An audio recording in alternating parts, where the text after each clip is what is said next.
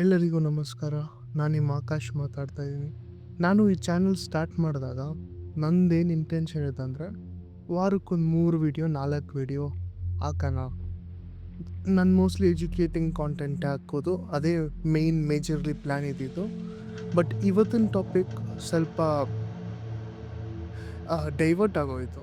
ಯಾಕಂದರೆ ನಾನು ಬಿಟ್ಕಾಯಿನ್ ಬಗ್ಗೆ ವೀಡಿಯೋ ಮಾಡೋಣ ಅಂತ ವೀಡಿಯೋ ಆಲ್ರೆಡಿ ಶೂಟ್ ಮಾಡಿದ್ದೆ. ಎಡಿಟಿಂಗೂ ಆಗೋಗಿತ್ತು. ಬಟ್ ಆವಾಗ ಒಂದು ನ್ಯೂಸ್ ಬಂತು. ಬಿಟ್ಕಾಯಿನ್ದೊಂದು ತುಂಬ ಮೇಜರ್ ನ್ಯೂಸ್ ಬಂತು. ಆ ನ್ಯೂಸ್ ಕೇಳಿದಾಗ ನಾನು ಅವಾಗೂ ವೀಡಿಯೋ ಅಪ್ಲೋಡ್ ಮಾಡ್ಬೋದಿತ್ತು. ಯಾಕಂದರೆ ಇವಾಗ ತನಕ ಆನ್ಲೈನಲ್ಲಿ ಎಷ್ಟು ವೀಡಿಯೋಸ್ ಇದೆ, ಅದರಲ್ಲಿ ಬಿಟ್ಕಾಯಿನ್ ಬಗ್ಗೆ ಇರೋ ಎಕ್ಸ್ಪ್ಲನೇಷನ್ ಅದ್ರ ಜೊತೆಗೆ ನಂದು ಮ್ಯಾಚ್ ಆಗೋದು. ಬಟ್ ಇವಾಗ ಬಿಟ್ಕಾಯಿನ್ದು ಪರ್ಸ್ಪೆಕ್ಟಿವ್ನೇ ಚೇಂಜ್ ಆಗುತ್ತೆ. ಬಿಟ್ಕಾಯಿನ್ ಅಂದರೆ ಏನು ಅಂತಲೇ ಕಂಪ್ಲೀಟಾಗಿ ಚೇಂಜ್ ಆಗುತ್ತೆ. ಆ ಥರ ನ್ಯೂಸ್ ಬಂದಿದ್ದರಿಂದ ನಾನು ಆ ವೀಡಿಯೋನ ಡಿಸ್ಕಾರ್ಡ್ ಮಾಡಿ ಈಗ ತಿರ್ಗಾ ಬಿಟ್ಕಾಯಿನ್ಗೆ ರಿಲೇಟೆಡ್ ಆಗಿರೋ ವೀಡಿಯೋನೇ ಮಾಡ್ತಾ ಇರೋದು. ಸೊ ಈ ವಿಡಿಯೋ ತುಂಬ ದೊಡ್ಡದಾಗಿರುತ್ತೆ. ಯಾಕಂದರೆ ಇದೇನಿಲ್ಲ ಅಂದರೂ ಒಂದು 35-40 ಇಯರ್ಸಿಂದ ನಡೀತಾ ಇರೋ ವಿಷಯ. ಎಲ್ಲನೂ ಒಂದು ವೀಡಿಯೋದ್ರಲ್ಲಿ ಹೇಳೋದು ತುಂಬ ಕಷ್ಟ. ಸೊ 2 ಪಾರ್ಟಲ್ಲಿರುತ್ತೆ. ಈ ಪಾರ್ಟಲ್ಲಿ ನಾವು ಜೆಫ್ರಿ ಎಪ್ಸ್ಟೈನ್ ಬಗ್ಗೆ ತಿಳ್ಕೊತೀವಿ. ಈಗ ನೀವೆಲ್ಲೇ ಯಾವುದೇ ಸೋಷಿಯಲ್ ಮೀಡಿಯಾ ಓಪನ್ ಮಾಡಿದ್ರು ಸ್ಕ್ರಾಲ್ ಮಾಡ್ತಾ ಇರೋವಾಗ ಈ ಜೆಫ್ರಿ ಎಪ್ಸ್ಟೈನ್ ಇಲ್ಲ ನ್ಯೂಸ್ ಅವ್ರು ಕೂಡ ಅಷ್ಟೊಂದು ಡೀಟೇಲಾಗಿ ಹೇಳ್ತಾ ಇಲ್ಲ ನಿಮಗೆ. ಬಟ್ ಸ್ಟಿಲ್ ನಾನು ನಿಮಗೆ ಎಷ್ಟು ನನ್ನ ಕೈಲಿ ಎಕ್ಸ್ಪ್ಲೇನ್ ಮಾಡೋಕ್ಕಾಗುತ್ತೆ ಆ ಥರ ಎಕ್ಸ್ಪ್ಲೇನ್ ಮಾಡ್ತೀನಿ. ನೀವೇನೇ ಸ್ಕ್ರಾಲ್ ಮಾಡ್ತಾ ಇದ್ರು ಈಗ ಜೆಫ್ರಿ ಎಪ್ಸ್ಟೈನ್, ಲಿನ್ ಮ್ಯಾಕ್ಸ್ವೆಲ್, ಜೆಫ್ರಿ ಎಪ್ಸ್ಟೈನ್ ಇದೇ ಎಲ್ಲ ಕಡೆ ಸೋಷಿಯಲ್ ಮೀಡಿಯಾದಲ್ಲಿ. ಬೈ ಮಿಸ್ಟೇಕಾಗಿ ನೀವು ಒಂದು ಲೈಕ್ ಹಾಕ್ಬಿಟ್ರೆ ಆ ವೀಡಿಯೋಗೆ ಅದೇ ತೋರಿಸ್ತಾ ಇರುತ್ತೆ, ಅದೇ ಬರ್ತಾ ಇರುತ್ತೆ. ಬೇಸಿಕ್ಕಾಗಿ ನಾನು ಜೆಫ್ರಿ ಎಪ್ಸ್ಟೈನ್ ಬಗ್ಗೆ ನಿಮಗೆ ತುಂಬ ಸಿಂಪಲಾಗಿ ಅವ್ನು ಯಾರು ಅಂತ ನಿಮಗೆ ತಿಳಿಸ್ತೇನೆ. ಜೆಫ್ರಿ ಎಪ್ಸ್ಟೈನ್ 1953 ಹುಟ್ಟಿದ. ಮಿಡಿಲ್ ಕ್ಲಾಸ್ ಫ್ಯಾಮಿಲಿಯಲ್ಲೇ ಹುಟ್ಟಿದ್ದು. ಅಮ್ಮ ಟೀಚರ್ಗೆ ಅಸಿಸ್ಟೆಂಟ್ ಆಗಿದ್ದರು. ಅಪ್ಪ ಸಿಟಿ ಗಾರ್ಡನಿಂಗ್ ಇದರಲ್ಲಿ ಇನ್ಚಾರ್ಜ್ ಆಗಿ ಇದ್ದರು. ಸ್ಕೂಲಲ್ಲಿ ತುಂಬ ಚೆನ್ನಾಗಿ ಓದ್ತಾ ಇದ್ದ ಎಪ್ಸ್ಟೈನು. ಸ್ಕೂಲಿಂದ ಕಾಲೇಜ್ಗೆ ಹೋದ. ಕಾಲೇಜಲ್ಲಿ ಒಳ್ಳೆ ಡಿಗ್ರಿ ಮಾಡಿಕೊಂಡ. ಆಮೇಲೆ ಅದೇ ಕಾಲೇಜಿಗೆ ಟೀಚರಾಗಿ ಹೋಗೋಕೆ ಟ್ರೈ ಮಾಡಿದ. ಅದೇ ಕಾಲೇಜಿಗೆ ಟೀಚರಾಗಿ ಹೋದಾಗ ನಾರ್ಮಲ್ ಟೀಚರ್ಸ್ ಥರ ಸೂಟ್ ಹಾಕ್ಕೊಂಡು ಇಲ್ಲಾಂದರೆ ನಾರ್ಮಲ್ ಫಾರ್ಮಲ್ಸ್ ಹಾಕೊಂಡು ನಡೀತಾ ಇರಲಿಲ್ಲ ಅವನು. ಸ್ಕೂಲ್ಗೆ ಹೋದಾಗ ಹಿ ಯೂಸ್ ಟು ವೇರ್ ಒಳ್ಳೆ ಚೆಸ್ಟ್ ತೋರ್ಸಂಗೆ ಬಟನ್ಸ್ ಎಲ್ಲ ಓಪನ್ ಮಾಡಿಕೊಂಡು ಚೆನ್ನಾಗಿ ಚೈನ್ ಎಲ್ಲರಿಗೂ ಕಾಣಿಸಂಗೆ ಹಾಕ್ಕೊಂಡು ಓಡಾಡ್ತಾ ಇದ್ದ. ಆಮೇಲೆ ಮಕ್ಕಳು ಪಾರ್ಟಿಗಳಿರುತ್ತಲ್ಲ ಅದಕ್ಕೆ ತುಂಬ ಹೋಗ್ತಿದ್ದ. ಸ್ಪೆಷಲಿ ಅವಾಗೇ ಅಬ್ಸರ್ವ್ ಮಾಡ್ತಾಯಿದ್ರು ಈ ಥರ ಹೆಣ್ಮಕ್ಳನ್ನ ಜಾಸ್ತಿ ಈ ಥರ ನೋಡ್ತಾ ಇರ್ತಾನೆ, ಅವ್ರ ಬಗ್ಗೆ ಏನಾದರೂ ಮಾಡೋಕ್ಕೆ ಟ್ರೈ ಮಾಡ್ತಾ ಇರ್ತಾನೆ ಅಂತ ಅಬ್ಸರ್ವ್ ಮಾಡಿದ್ದು. ಇಮಿಡಿಯೇಟಾಗಿ ಸ್ಕೂಲಿಂದ ಫೈರ್ ಮಾಡಿದ್ರು.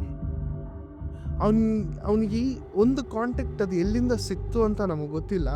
ಬಟ್ ಒಬ್ಬರು ತುಂಬ ದುಡ್ಡಿರೋರು, ಒಬ್ಬರು ಅರೌಂಡ್ 20,000 crores 20,000 ಕೋಟಿ ಇರೋ ಕಾಂಟ್ಯಾಕ್ಟ್ ಅವನಿಗೆ ಹೆಂಗೋ ಸಿಕ್ತು. ಆ ಕಾಂಟ್ಯಾಕ್ಟಿಗೆ ಅವನು ಫಿನಾನ್ಷಿಯರ್ ಆದ. ಫಿನಾನ್ಷಿಯರ್ ಅಂದರೆ US ಅಲ್ಲಿ ಹೆಂಗಂದರೆ ಲೀಗಲ್ ಫಿನಾನ್ಷಿಯರ್ ಆಗೋದ್ರೆ ಅವ್ರದ್ದು ಏನೇ ಫೈನಾನ್ಷಿಯಲ್ ಟ್ರಾನ್ಸಾಕ್ಷನ್ ಇರಲಿ ಆ 20,000 ಕೋಟಿನೂ ಅವ್ನಿಗೆ ಒಪ್ಪಿಸ್ತಾನೆ. ಅದರಲ್ಲಿ ಅವ್ನು ಬಿಸ್ನೆಸ್ ಮಾಡ್ಬೋದು. ಆ ಥರ ಒಂದು ಡೀಲ್ ಮಾಡಿಕೊಂಡು ಫಿನಾನ್ಸ್ ಮಾಡ್ತಾ ಇದ್ದ. 20,000 ಕೋಟಿದು ಫಿನಾನ್ಸ್ದು ಕಂಪ್ಲೀಟ್ ಮೇಂಟೆನೆನ್ಸ್ ಕೊಟ್ಟಿದ್ರು. ಅವರು ಹೇಳಿದ್ರು ಇವನು ಸ್ವಲ್ಪ ಫ್ರಾಡ್ ಮಾಡ್ತಾ ಇದ್ದಾನೆ ಅಂತ. ಬಟ್ ಸ್ಟಾರ್ಟಿಂಗಲ್ಲಿ ಅವನಿಗೆ ಆ ಬ್ಯಾಕ್ಗ್ರೌಂಡೇ ಇಲ್ಲ. ಬ್ಯಾಕ್ಗ್ರೌಂಡ್ ಇಲ್ದಿರೇ ಫಿನಾನ್ಸಲ್ಲಿ ಕೆಲಸ ಮಾಡ್ದ.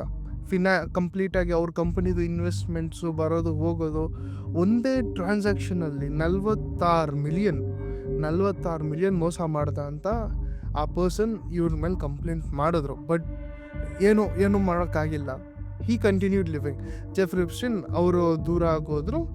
ಈಗ ಸಪ್ರೇಟಾಗಿ ಒಂದು ಸಬರ್ಬಲ್ಲಿ ಅಂದರೆ ಸ್ವಲ್ಪ ಈಗ ಸಬರ್ಬ್ ಅಂದರೆ ಯಾವ ಥರ ಅಂದರೆ ಈ ಬ್ಯಾಂಗ್ಳೂರಲ್ಲಿ ಸದಾಶಿವನಗರ್ ಇದಾರಲ್ಲ, ತುಂಬ ಕಾಸ್ಟ್ಲಿ ಏರಿಯಾ, ಪಾಶ್ ಆಗಿರೋ ಏರಿಯಾ, ಆ ಥರ ಏರಿಯಾದ್ರಲ್ಲಿ ಬದುಕ್ತಾ ಇದ್ದ. ಅವನಿಗೆ ಜೆಸ್ಲಿನ್ ಮ್ಯಾಕ್ಸ್ವೆಲ್ ಅನ್ನೋರು ಇಬ್ಬರು ಪಾರ್ಟ್ನರ್ ಥರ. ಅವ್ರ ಅಪ್ಪ ಬಂದ್ಬಿಟ್ಟು ಸ್ವಲ್ಪ ಈ ಮೀಡಿಯಾದ್ರಲ್ಲೆಲ್ಲ ತುಂಬ ಪ್ರೆಸೆನ್ಸ್ ಇತ್ತು. ಆಮೇಲೆ ತುಂಬ ಸ್ಕ್ಯಾಂಡಲ್ಸ್ ಇತ್ತು. ಸೊ ಅವರ ಮಗಳು ಬಂದ್ಬಿಟ್ಟು ಇವ್ರಿಗೆ ಪಾರ್ಟ್ನರ್ ಆಗಿದ್ರು. ಇಲ್ಲಿ ತನಕ ಜೆಫ್ಸ್ಟೈನ್ ಒಂದು ಸ್ಮಾಲ್ ಬ್ಯಾಕ್ಗ್ರೌಂಡ್ ನಿಮ್ಗೆ ಅರ್ಥ ಆಗುತ್ತೆ. ಬಟ್ ಇಲ್ಲಿ ಇವರಿಬ್ಬರು ಪಾರ್ಟ್ನರ್ಶಿಪ್ ಆದಮೇಲೆ ರಿಯಲ್ ಆಗಿ ಪ್ರಾಬ್ಲಮ್ ಸ್ಟಾರ್ಟ್ ಆಗ್ತಾ ಇತ್ತು. ಯು ಎಸ್ ಅಲ್ಲಿ ಹೆಂಗಂದರೆ ಅಲ್ಲಿ ಮಕ್ಕಳು ಇಲ್ಲಿ ಹೆಂಗಂದ್ರೆ ನಾವು ಚೈಲ್ಡ್ ಲೇಬರು ಮಕ್ಕಳನ್ನೆಲ್ಲಾದ್ರೂ ಆಚೆ ಕೆಲ್ಸಕ್ಕೆ ಬಿಟ್ಟರೆ ಅದು ಸರಿ ಇಲ್ಲ ಅಂತೆಲ್ಲ ಮಾತಾಡ್ತೀವಿ. ನಮ್ಮ ಮಕ್ಕಳು ನಮ್ಮ ಮನೇಲಿ ಎತ್ಕೊಂಡು ನಮ್ಗೇನು ಕೆಲಸ ಇದೆಯೋ ಅಂಗಡಿ ಇದ್ರೆ ಅಂಗಡಿ ಕೆಲಸ ನೋಡ್ಕೊಂಡು ನಮ್ಮ ಹತ್ರನೇ ಇರಬೇಕಂತ ನಾವು ಯೋಚನೆ ಮಾಡ್ತೀವಿ. ಅಲ್ಲಿ ಹಂಗೆ ಆ ಥರ ಅಲ್ಲ. ಈ ಬೇಬಿ ಸಿಟ್ಟಿಂಗ್ ಮಾಡಿದ್ರೆ ಈಗ ಅಪ್ಪ ಅಮ್ಮ ಹೊರಗೆ ಹೋಗ್ತಾ ಇದ್ರೆ ಮಗುನ ನೋಡಿಕೊಂಡ್ರೆ ಒಂಚೂರು ಪಾಕೆಟ್ ಮನಿ ಥರ ದುಡ್ಡು ಕೊಡ್ತಾರೆ. ಇಲ್ಲಾಂದರೆ ಸ್ವಲ್ಪ ವಯಸ್ಸಾದವ್ರಿಗೆ ಮಸಾಜ್ ಮಾಡಿಕೊಟ್ರೆ, ಇಲ್ಲಾಂದರೆ ಅವ್ರ ಮನೆಯಲ್ಲಿ ಗಿಡಗಳಿಗೆ ನೀರು ಹಾಕಿದ್ರೆ, ಅವ್ರ ನಾಯಿನ ವಾಕಿಂಗ್ ಕರ್ಕೊಂಡೋದ್ರೆ ಅದಕ್ಕೆಲ್ಲ ದುಡ್ಡು ಕೊಡ್ತಾರೆ. ಸೊ ಇವರು ಎಲ್ಲ ಈ ಜಿಸ್ಲೆನ್ ಮ್ಯಾಕ್ಸ್ವೆಲ್ ಅವಳು ಈ ಥರ ಹೆಣ್ಮಕ್ಳನ್ನ ಟಾರ್ಗೆಟ್ ಮಾಡ್ತಿದ್ರು. ಯಾವ ಥರ ಅಂದರೆ ಮನೇಲಿ ಯಾವಾಗಲೂ ಸ್ವಲ್ಪ ಜಗಳ ಇರೋ ಥರ ಇರೋ ಮನೆಯಿಂದ ಬರೋ ಹೆಣ್ಮಕ್ಳು, ಇಲ್ಲಾಂದರೆ ಅಪ್ಪ ಅಮ್ಮ ಡಿವೋರ್ಸ್ ಆಗಿರೋ ಹೆಣ್ಮಕ್ಳು, ಆ ಥರ ಹುಡುಗಿರನ್ನ ಟಾರ್ಗೆಟ್ ಮಾಡಿ ಇವಳೋಗಿ ಏನು ಹೇಳೋರು ಅಂದರೆ ಈ ಥರ ಒಬ್ರು ಇದ್ದಾರೆ, ಅವ್ರಿಗೆ ಬಂದುಬಿಟ್ಟು ಮನೆಗೆ ಸ್ವಲ್ಪ ಕೆಲಸ ಮಾಡಿಕೊಡು, ನಿನಗೆ ಒಳ್ಳೆ ದುಡ್ಡು ಕೊಡ್ತಾರೆ, ನಿನಗೆ ಹೆಲ್ಪ್ ಮಾಡ್ತಾರೆ, ನಿನಗೆ ಅವ್ರಿಗೆ ಮಸಾಜ್ ಮಾಡಿಕೊಡು, ನಿನಗೆ ಇಷ್ಟು ದುಡ್ಡು ಕೊಡ್ತಾರೆ ಅಂತ.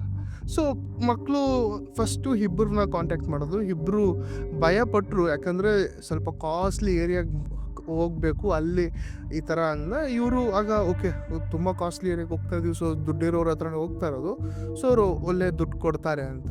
ಆವಾಗಿನ ಕಾಲದಲ್ಲೇ $200, ಇಲ್ಲಿ ಇವಾಗ 18,500, ಆವಾಗಿನ ಕಾಲದಲ್ಲೇ $200. ಇವಾಗ ಇದು ಯಾವಾಗ ಆಗಿದೆ ಅಂದರೆ ಅರೌಂಡ್ 1990 ಟು 1993 ಆ ಟೈಮಲ್ಲಿ ಆಗಿರೋದು. ಇದು ನನ್ನ ನಂಬರ್ಸಲ್ಲಿ ರಾಂಗ್ ಇರ್ಬೋದು, ಬಟ್ ನಾನು ನಿಮಗೆ ನನ್ನ ಕಡೆಯಿಂದ ಹೆಂಗೆ ಎಕ್ಸ್ಪ್ಲೇನ್ ಮಾಡೋಕ್ಕಾಗೋದು ಆ ಥರ ಎಕ್ಸ್ಪ್ಲೇನ್ ಮಾಡ್ತಾಯಿದ್ದೀನಿ. ಆ ಟೈಮಲ್ಲಿ $200 $100 ಕೊಡ್ತೀನಿ ಅಂದಾಗ ಮಕ್ಕಳು ಓಕೆ ನಮ್ಮ ಪಾಕೆಟ್ ಮನಿ ಆಗುತ್ತೆ ಅಂತ ಹೇಳ್ಬಿಟ್ಟು ಹೋಗ್ತಾರೆ. ಅಲ್ಲಿ ನೋಡಿದ್ರೆ ಮಕ್ಕಳ ಮನೆ ಒಳಗಡೆ ಹೋಗ್ತಾರೆ, ಇಬ್ಬರೇ ಹೆಣ್ಮಕ್ಳು ಮನೆ ಒಳಗಡೆ ಹೋಗ್ತಾರೆ, ವೆಯ್ಟ್ ಮಾಡಿದ್ದಾರೆ. ಒಬ್ಬ ಸ್ವಲ್ಪ ವಯಸ್ಸಾದವರು ಒಬ್ಬರು ಬರ್ತಾರೆ, ಮಸಾಜ್ ಟೇಬಲಲ್ಲಿ ಮಲ್ಕೊತಾರೆ, ಆಮೇಲೆ ಈ ಥರ ಮಸಾಜ್ ಮಾಡು ಅಂತ ಹೇಳ್ತಾರೆ. ಮಸಾಜ್ ಮಾಡ್ತಾರೆ. ಮಸಾಜ್ ಮಾಡಿದ್ಮೇಲೆ ಅವ್ರಿಗೆ ಒರಿಜಿನಲಿ ನಿನಗೆ $100 ಕೊಡ್ತೀನಿ ಅಂದರು, $150 ಕೊಟ್ಬಿಟ್ಟು ಕಳಿಸ್ತಾರೆ. ಹೆಣ್ಮಕ್ಳು ಹೋಗ್ತಾರೆ. ಆವಾಗ ಇರಮ್ಮ ನಾಳೆ ನೀನು ಇನ್ನೂ ಇಬ್ಬರನ್ನ ಕರ್ಕೊಂಬ, ಒಬ್ಬರ ಮೇಲೆ ನಿನಗೆ $100 ಕೊಡ್ತೀನಿ. ಆಗ ಈ ಹುಡುಗಿರು ನಾನು ಕರ್ಕೊಂಬಂದ್ರೆ ನಂಗೆ ದುಡ್ಡು ಬರುತ್ತಲ್ಲ ಅಂತೇಳ್ಬಿಟ್ಟು ಇವ್ರು ಹೋಗಿನ 4 ಜನರನ್ನ ಕರ್ಕೊಂಬಂದ್ರು, ಅವ್ರೋಗಿನ 6 ಜನನ ಕರ್ಕೊಂಬಂದ್ರು. ಈ ಥರ ಒಂಥರ ಮಲ್ಟಿ ಲೆವೆಲ್ ಮಾರ್ಕೆಟಿಂಗ್ ಥರ ತುಂಬ ಹೆಣ್ಮಕ್ಳನ್ನ ಅವರು ಈ ಜೆಫ್ರಿ ಎಪ್ಸ್ಟೈನ್ ಮನೆಗೆ ಕರ್ಕೊಂಬರಕ್ಕೆ ಸ್ಟಾರ್ಟ್ ಮಾಡಿದ್ರು. ಇಲ್ಲಿ ಪ್ರಾಬ್ಲಮ್ ಏನಾಗ್ತದೆ, ಈ ಹೆಣ್ಮಕ್ಳನ್ನ ಅವನು ಅಬ್ಯೂಸ್ ಮಾಡ್ತಾಯಿದ್ದ, ಅಸಾಲ್ಟ್ ಮಾಡ್ತಾಯಿದ್ದ, ಬಾಯಲ್ಲಿ ಹೇಳೋಕ್ಕಾಗಲ್ಲ ಆ ಥರದ್ದೆಲ್ಲ ಮಾಡ್ತಾಯಿದ್ದ. ಬಟ್ ಈ ಹೆಣ್ಮಕ್ಳೆಲ್ಲ ಇನ್ನೂ ಚಿಕ್ಕ ಹುಡುಗಿರು, ಎಲ್ಲ 14, 15 ಇಂದ 19 ತನಕ ಇರೋರು, ಅವ್ರಿಗಿನ್ನ ಅಷ್ಟೊಂದು ಬ್ರೈನ್ ಇನ್ನೂ ಆ್ಯಕ್ಟಿವ್ ಆಗಿರಲ್ಲ, ಅವ್ರಿಗಿನ್ನ ಆ ಮೆಚುರಿಟಿ ಇರಲ್ಲ, ಅವೇರ್ನೆಸ್ ಇರಲ್ಲ. ಸೊ ಅವರು ಯಾರ ಹತ್ರನೂ ಹೇಳೋಕ್ಕೋಗಲ್ಲ, ಯಾಕಂದರೆ ಅವ್ರು ನೋಡಿದ್ರೇ ಗೊತ್ತಾಗ್ತೀವಿ ಯಾರೋ ತುಂಬ ದೊಡ್ಡ ಮನುಷ್ಯ ಇವ್ರ ಹತ್ರ ತುಂಬ ದುಡ್ಡಿದೆ, ಸುಮ್ಮನೆ ನಾವು ಆಮೇಲೆ ಹೇಳ್ಬಿಟ್ಟು ಪ್ರಾಬ್ಲಮ್ ಆಗೋಗುತ್ತೆ ಅಂತ ಅವರು ಯಾರ ಹತ್ರನೂ ಹೇಳೋಕ್ಕೆ ಹೋಗ್ತಾ ಇರಲಿಲ್ಲ. ಅವ್ರು ಏನಂದರೆ ಅವಾಯ್ಡ್ ಮಾಡೋಕ್ಕೂ ಆಗಲ್ಲ, ಯಾಕಂದರೆ ದುಡ್ಡದ ರುಚಿನೂ ತೋರಿಸ್ಬಿಟ್ಟವ್ರೆ, ಇನ್ನೊಂದು ಕಡೆ ನಿಮ್ಮ ಮನೇಲಿ ನಿಮ್ಮ ಅಪ್ಪ ಅಮ್ಮನ ಸಾಯಿಸ್ಬಿಡ್ತೀನಿ ಅಂತಲೂ ವಾರ್ನಿಂಗ್ ಕೊಡ್ತವ್ರೆ. ಸೊ ಆ ಥರ ಸಿಚುವೇಷನಲ್ಲಿ ಈ ಹುಡುಗಿರ ಕೈಯಲ್ಲಿ ಅವಾಯ್ಡ್ ಮಾಡೋಕ್ಕಾಗ್ತೀರ ಹೋಗ್ತಾನೆ ಇದ್ರು. ಆವಾಗ ಹ್ಯೂಮನ್ ಟ್ರಾಫಿಕಿಂಗ್ ಸ್ಟಾರ್ಟ್ ಮಾಡ್ದ, ಹುಡುಗಿರನ್ನ ಡೈರೆಕ್ಟಾಗಿ ಕಿಡ್ನ್ಯಾಪ್ ಮಾಡಿಕೊಂಡು ಈ ಥರ ಹೋಗ್ತಾಯಿದ್ರು. ಇದು ಒಂದು ಕಡೆ ನಡೀತಾ ಇತ್ತು. ಇಲ್ಲೇನಾಯ್ತಂದರೆ 2003 ಒಂದು ಹುಡುಗಿನ ಜೆಫ್ರಿ ಎಪ್ಸ್ಟೈನ್ ಏನು ಪ್ರಾಮಿಸ್ ಮಾಡಿರ್ತಾನಂದರೆ, ನಿನಗೆ ಓದಬೇಕಲ್ಲಮ್ಮ, ನಾನು ನಿನ್ನ ಓದಿಸ್ತೀನಿ, ನೀನು ಥೈಲ್ಯಾಂಡ್ಗೆ ಹೋಗಿ ಮಸಾಜ್ ಹೆಂಗೆ ಮಾಡೋದಂತ ಕಲ್ತ್ಕೊಂಬ. ಆಮೇಲೆ ಆ ಥರ ಒಬ್ಬರನ್ನ ಸ್ಪಾನ್ಸರ್ಶಿಪ್ ಮಾಡಿಬಿಟ್ಟು ಥೈಲ್ಯಾಂಡಿಗೆ ಕಳಿಸ್ದ. ಆ ಹುಡುಗಿ ತಂಗಿರು ಇಬ್ಬರು ಜೆಫ್ರಿ ಎಪ್ಸ್ಟೈನ್ ಹತ್ರನೇ ಹೋಗ್ತಾಯಿದ್ರು. ಸೊ ಆ ಹುಡುಗಿಗೆ ಗೊತ್ತಿತ್ತು ಏನೆಲ್ಲ ನಡೀತಾ ಇದೆ ಆ ಮನೆಯಲ್ಲಿ ಅಂತ ಗೊತ್ತಿತ್ತು. ಸೊ ಆ ಹುಡುಗಿ ನೀನು ಹೋಗ್ಬೇಡ ಅಂದರು, ಈ ಹುಡುಗಿರು ಕೇಳ್ತಾ ಇಲ್ಲ, ಭಯ ಪಡ್ಕೊಂಡಾದರೂ ಹೋಗ್ತಾಯಿದ್ರು. ಆ ಥರ ಇರೋವಾಗ ಒಂದು ಹುಡುಗಿ ಪೊಲೀಸ್ಗೆ ಇನ್ಫಾರ್ಮ್ ಮಾಡ್ತಾರೆ. ಪೊಲೀಸವರು ಯೋಚನೆ ಮಾಡ್ತಾರೆ, ಇಂಡಿಯನ್ ಪೊಲೀಸ್ ಥರ ಅಲ್ಲ,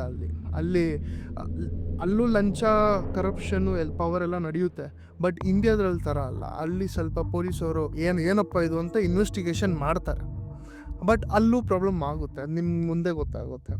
ಸೊ ಇನ್ವೆಸ್ಟಿಗೇಷನ್ ಮಾಡಿದಾಗ ಅವ್ರಿಗೆ ಗೊತ್ತಾಗುತ್ತೆ, ತುಂಬ ಯಂಗಾಗಿರೋ ಹೆಣ್ಮಕ್ಳು ಆ ಮನೆಗೆ ಹೋಗ್ತಾ ಇದ್ದಾರೆ, ಬರ್ತಾ ಇದ್ದಾರೆ, ಅಬ್ಸರ್ವ್ ಮಾಡ್ತಾ ಇರ್ತಾರೆ. ಬಟ್ 2 ವರ್ಷ ತನಕ ಅವ್ರ ಮನೆ ರೈಡ್ ಮಾಡೋಕ್ಕೆ ವಾರೆಂಟ್ ಸಿಗಲ್ಲ. ಇನ್ವೆಸ್ಟಿಗೇಷನ್ ಮಾಡ್ತಾ ಇರ್ತಾರೆ, ಅವ್ರಿಗೊಂದು ರೀತಿಯಲ್ಲಿ ಐಡಿಯಾನು ಬಂದಿರುತ್ತೆ ಇಲ್ಲೇನು ನಡೀತಾ ಇದೆ ಅಂತ. ಬಟ್ ಅವ್ರ ಕೈಯಲ್ಲಿ ಅರೆಸ್ಟ್ ಮಾಡೋಕ್ಕಾಗ ಈ ವಿಷಯದಲ್ಲಿ ಅವರು ತುಂಬ ಯೋಚನೆ ಮಾಡಿ ತುಂಬ ಪ್ರೆಷರೈಸ್ ಮಾಡಿದ್ಮೇಲೆ ಪೊಲೀಸ್ ಅವ್ರ ಕೈಯಲ್ಲಿ ಅರೆಸ್ಟ್ ಮಾಡೋಕ್ಕಾಗದಿರೋದ್ಮೇಲೆ ಆ ಒರಿಜಿನಲ್ ಆಗಿ ಕಂಪ್ಲೇಂಟ್ ಯಾರು ಕೊಟ್ಟಿದ್ರು ಆ ಹುಡುಗಿ ಹತ್ರ ಹೋಗಿ ನೀನು FBI ಕೊಡಮ್ಮ, ಇಲ್ಲಿ ಹೆಂಗೆ CBI ಇದೆ ಅದೇ ಥರ FBI ಸೊ FBIಗೆ ಅವರು ಕೇಸ್ ಕೊಟ್ಟಾಗ ನೀನು ಭಯ ಪಡಬೇಡ, ನಾವು ನೋಡ್ಕೊತೀವಿ ಅಂತ FBI ಅವರು ಹ್ಯಾಂಡಲ್ ಮಾಡ್ತಾರೆ. ಜೆಫ್ರಿ ಎಪ್ಸ್ಟೈನ್ನ ಫಸ್ಟ್ ಅರೆಸ್ಟ್ ಮಾಡ್ತಾರೆ. ತುಂಬ ಪವರ್ಫುಲ್ ಜೆಫ್ರಿ ಎಪ್ಸ್ಟೈನ್. ಸೊ ಈಗ ಏನಾಯ್ತು, ಅರೆಸ್ಟ್ ಆದಮೇಲೆ ಕೂಡ ಕೋರ್ಟಲ್ಲೆಲ್ಲ ಅವನು ತುಂಬ ಪವರ್ಫುಲ್ ಲಾಯರ್ಸ್ ಇದ್ದಾರೆ, ಎಲ್ಲರೂ ಕೋರ್ಟಲ್ಲಿ ಮಾತಾಡಿ ಅವನಿಗೆ ಹೌದು ಈ ಥರ ಪ್ರಾಬ್ಲಮ್ ಇತ್ತು, ಈ ಥರ ಪ್ರಾಬ್ಲಮ್ ಮಾಡ್ತಾಯಿದ್ರು ಮಕ್ಳ ಹತ್ರ, ಬಟ್ ಅದೇ ಇದರಲ್ಲಿ ಅದೇ ಮಕ್ಳಿಗೆ ಹೆಲ್ಪ್ ಮಾಡ್ತಾಯಿದ್ರು, ಆ ಥರ ಈ ಥರ ತುಂಬ ರೀಸನ್ಸ್ ಇಟ್ಬಿಟ್ಟು ಆಮೇಲೆ ದುಡ್ಡಿರೋರು ನಿಮಗೆ ಆಮೇಲೆ ಗೊತ್ತಾಗುತ್ತೆ ಈ ಜೆಫ್ರಿ ಎಪ್ಸ್ಟೈನ್ ಅನ್ನೋ ಮನುಷ್ಯ ಎಷ್ಟು ಪವರ್ಫುಲ್ ಆದ ಮನುಷ್ಯ ಅಂತ. ಈ ಥರ ಇದೇ ಕೇಸು ಬೇರೆ ಯಾವುದೇ ಮನುಷ್ಯನಾಗಿದ್ರು ಗಲ್ಲು ಶಿಕ್ಷೆಗೆ ಏರಿಸ್ತಾ ಇದ್ರು, ಅಲ್ಲಿ ತುಂಬ ದೊಡ್ಡ ಪ್ರಾಬ್ಲಮ್ ಆಗೋದು. ಬಟ್ ಜೆಫ್ರಿ ಎಪ್ಸ್ಟೈನ್ ಆಗಿರೋದು ಬರೀ 18 months ಜೈಲ್ ಮಾಡಿದ್ರು, ಬರೀ 18 months. ಅದರಲ್ಲಿ ಜೆಫ್ರಿ ಎಪ್ಸ್ಟೈನ್ ಜೈಲಲ್ಲಿ ಇದ್ದಿದ್ದು ಓನ್ಲಿ 13 months. ಸೊ ಇಲ್ಲಿ ಅರೆಸ್ಟ್ ಆದಮೇಲೆ ಕೂಡ ಜೈಲಿಗೆ ಹಾಕಿದ್ಮೇಲೆ ಕೂಡ ಜೈಲ್ ಇರ್ತಾ ಇರಲಿಲ್ಲ, ಇನ್ಫ್ಲೂಯೆನ್ಸ್ ಇರೋದ್ರಿಂದ ಜೈಲಲ್ಲೇ ಇರ್ತಾ ಇರಲಿಲ್ಲ. ಕಾಲಿಗೊಂದು ಟ್ಯಾಗ್ ಹಾಕ್ಕೊತಾ ಇದ್ರು, ಅದರಲ್ಲಿ GPS ಇರೋದು ಅವ್ರನ್ನ ಟ್ರ್ಯಾಕ್ ಮಾಡೋರು. ಬಟ್ ಎಷ್ಟು ಪವರ್ ಇತ್ತಂದರೆ ಅವ್ರಿಗಾಗಿ ಪೊಲೀಸವ್ರು ಕೆಲಸ ಮಾಡೋರು. ಅವ್ರದ್ದು ಏನು ಕೆಲಸ ಇತ್ತಂದರೆ ಅವ್ರಿಗೆ ಯಾವ ಥರ ಶೆಡ್ಯೂಲ್ ಮಾಡಿದ್ರಂದ್ರೆ ಜೈಲಲ್ಲಿ ವಾರಕ್ಕೆ 6 ದಿನ ನೀನು ಆಫೀಸ್ಗೂ ಕೆಲಸ ಮಾಡ್ಬೋದು, ಆಮೇಲೆ ಅದರಲ್ಲೂ 16 ಅವರ್ ಕೆಲಸ ಮಾಡ್ಬೋದು, ಮತ್ತು ತಿರ್ಗಾ ಜೈಲಿಗೆ ಬಂದುಬಿಟ್ಟು ಜೈಲಲ್ಲೇ ನಿದ್ದೆ ಮಾಡಬೇಕು. ಆ ಥರ ಕಂಡೀಷನ್ ಇದ್ದಿತ್ತು. ನೀವೇ ಯೋಚನೆ ಮಾಡಿ, ಈ ಥರ ಮಕ್ಸಿಗಿರೋ ಮನುಷ್ಯನಿಗೆ ಆ ಥರ ಫೆಸಿಲಿಟೀಸ್ ಕೊಡೋದು ಸರಿನಾ? ಅದು ನೀವೇ ಯೋಚನೆ ಮಾಡಿ.